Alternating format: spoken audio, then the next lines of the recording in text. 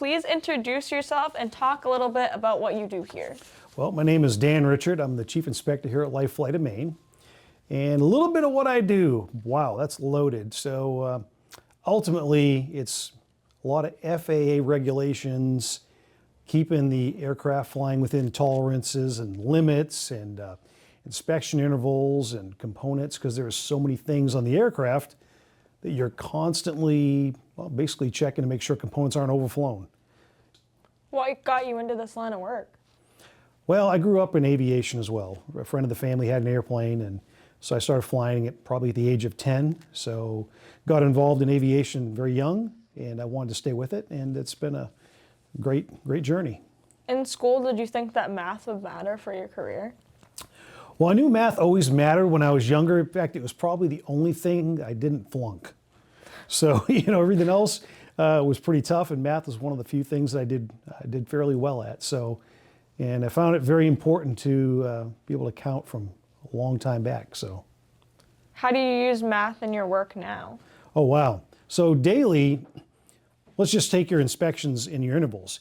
Every second our aircraft are flying, whether it's the helicopter or the airplane, is time that's coming off engines, internal parts within the engine, things within the landing gear that's life limited just on cycles every time it lands, the overall time of the aircraft, and every minute that thing's flying, it's counting on hundreds of different components. So you're tracking things. Every time it leaves the ground, you're tracking something. And you have to be able to track it to know when to inspect it, replace it, overhaul it, and the list could go on quite extensively. Are there tools, technology, shortcuts like spreadsheets, apps, measurements that you use, or things like that still require you to understand the math behind them? Yeah, a lot of things like that. Like daily, we actually calculate weight and balance for everything we do. You probably have heard that, I'm going to guess, by even some other people. Yeah.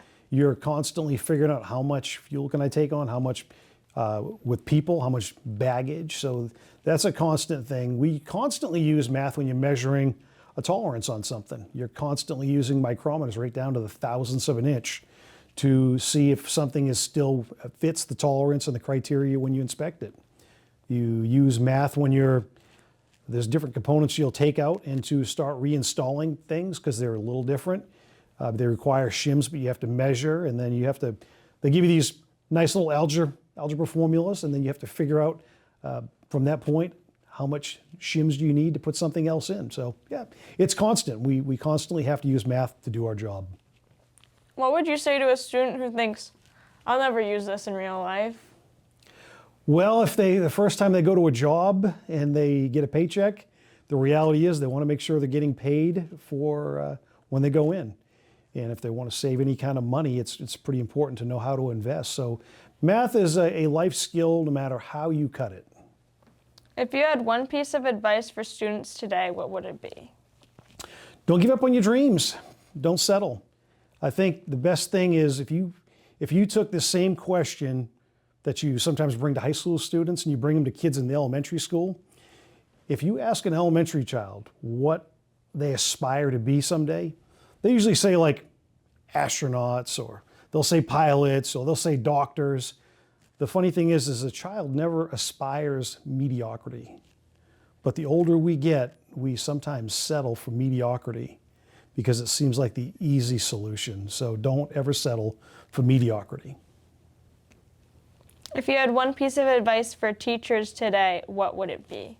Patience on the ADHD students asking for a friend. Thank you so much. You're welcome.